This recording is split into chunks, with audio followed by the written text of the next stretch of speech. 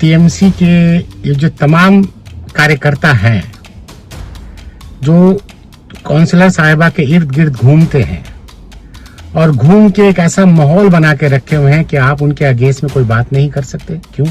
आज ऐसा मुआशरा बना दिया गया है हमारे इलाके में, कोलू टोला में, चाहे गोपाल चंद्र लाइन हो, सागर दत्ता लाइन हो, चाहे चूना गली अफेयर्स लाइन हो, चाहे तमाम जितने भी इलाके हैं, ऐसा बना दिया गया है वार्ड 44 में कि आप इनके अगेंस्ट बोल नहीं सकते।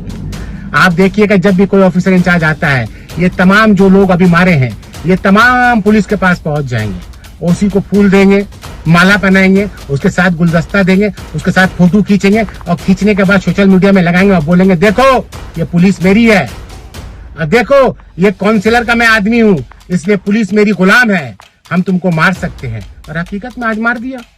पुलिस और TMC equal to the one, दोनों ही गैंगस्टर बन के बैठे हुए, लॉ एंड ऑर्डर मेंटेन नहीं हो रहा।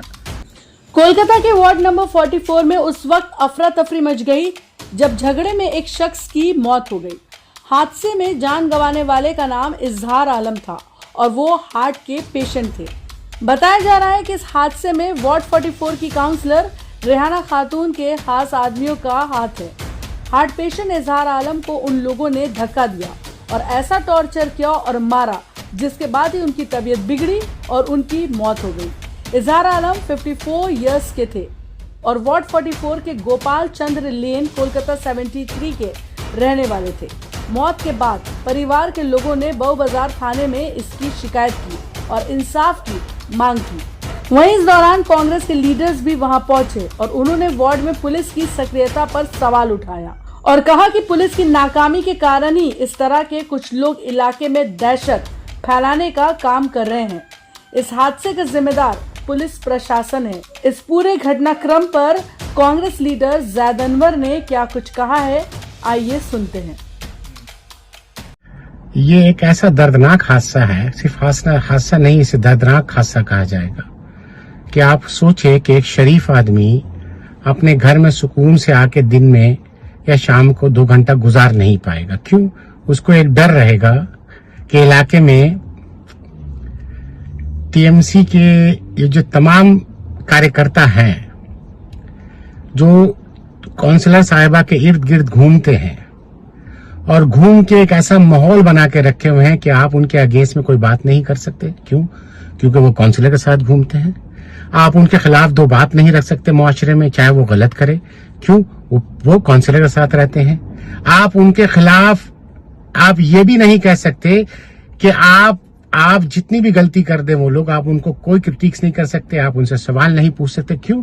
क्योंकि वो टीएमसी के काउंसलर के साथ रहते हैं। आज ऐसा मुआशरा बना दिया गया है हमारे इलाके में, कोलू टोला में, चाहे गोपाल चंद्र लाइन हो, सागर दत्ता लाइन हो, चाहे चूना गली अफेयर्स लाइन हो, चाहे तमाम जितने भी इलाके हैं, ऐसा बना दिया गया है वार्ड 44 में कि आप इनके अगेंस्ट बोल नहीं सकते। अगर एक शरीफ आदमी खड़े होकर बोलेगा कुछ तो इलाका से 4 लोग उठेंगे, वो चारों के चारों 4-5 नौजवान उठेंगे। वो उठने के बाद उनके घर पे जाएंगे, उनके दरवाजा खटखटाएंगे, बोलेंगे नीचे आओ, तुमसे बात करनी है, और नीचे बुला के मारेंगे और लोग मर जाएंगे। मौत की कोई कीमत नहीं रही। अब मौत की कोई कीमत नहीं रही। आप सोचिए, एक आदमी इस तरह अगर मर जा रहा है तो इलाके में क्या आपने मुआशरे को क्या बना दिया, क्या डर और खौफ का मुआशरा बना दिया। और इसमें कहीं ना कहीं जिम्मेदार है पुलिस। आप पूछिएगा कैसे जैद अनवर भाई? आप देखिएगा जब भी कोई ऑफिसर इंचार्ज आता है, ये तमाम जो लोग अभी मारे हैं, ये तमाम पुलिस के पास पहुंच जाएंगे, ओसी को फूल देंगे, माला पहनाएंगे, उसके साथ गुलदस्ता देंगे, उसके साथ फोटो खींचेंगे और खींचने के बाद सोशल मीडिया में लगाएंगे और बोलेंगे देखो ये पुलिस मेरी है, देखो ये काउंसलर का मैं आदमी हूं, इसलिए पुलिस मेरी गुलाम है, हम तुमको मार सकते हैं। और हकीकत में आज मार दिया कि नहीं मार दिया? तो कहीं ना कहीं पुलिस भी जिम्मेदार है। क्यों? इससे पहले भी हादसे हुए हैं, कोई से इससे पहले भी वाकया हुआ है। आप उस वाक्य को उठा के देखें, क्या उसमें किसी को सजा मिला है? सजा मिला? अगर आप वहां सजा देते तो यहां लोग डरते, मगर सबको पता है कि कुछ नहीं होगा, सब बाहर निकल जाएंगे, हैं? सब बाहर निकल जाएंगे। और यही होता है। इससे पहले भी थाना घेरा हुआ, क्या हुआ है? क्योंकि कान के नीचे जूनियर रैंक थी। क्यों? हुकूमत उनकी है। हुकूमत, पुलिस और TMC equal to the one. दोनों ही गैंगस्टर बन के बैठे हुए, लॉ एंड ऑर्डर मेंटेन नहीं हो रहा। और कहीं ना कहीं ये तमाम चीज आपके माध्यम से कहना चाहता हूं, अगर अब भी पुलिस नहीं जागी और टीएमसी के बड़े ऑफिशियल नहीं जागे कि इस पे ध्यान दिया जाए, तो जो भी बनेगा हम लोग सब करेंगे, इस गरीब को इंसाफ दिलाएंगे। आज पूरा मुआशरा डरा हुआ है।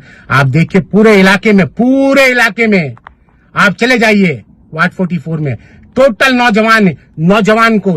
नौजवान बच्चों को 10 रुपए का काम देके और 100 रुपया 200 रुपया अपने घर ले जाती हैं मोहतरमा राना खातून साहिबा, और बच्चों को 10 रुपया देके गुंडा बना दिया आपने। क्या बनाया मुआशरे को? एक जगह से 200 रुपए अपने घर ले जाती हैं और बच्चों को 10 रुपए देकर गुंडा बना देती हैं, बोलते तुमको जो करना है करो, डराती हैं। अगर कोई उसके खिलाफ बोलता है तो इसी तरह मौत मिलेगा। ये कहाँ का मुआशरा आपने बनाया? और ये इंसाफ नहीं है। इसका मैं इस मामले में तमाम के तमाम अपने नौजवान भाइयों को कहना चाहता हूं कि आपको गौर फिक्र करिए और इसका जवाब आप लोग तमाम दीजिए। और इन तमाम को आप तमाम इलाके के तमाम को बुजुर्ग को नौजवान को तमाम को कहना चाहता हूं कि आप इंसाफ मांगिए। किस लिए कि अगर आज इनका घर है, कल आपका घर रहेगा और इनको इंसाफ मिलना चाहिए। हम लोग बड़े हुए उनको देखते हुए, जिनकी फौतगी हुई, जिनको मर्डर हुआ है, हम लोग बड़े हुए उनके तमाम भाइयों से मेरी सलाम दुआ है।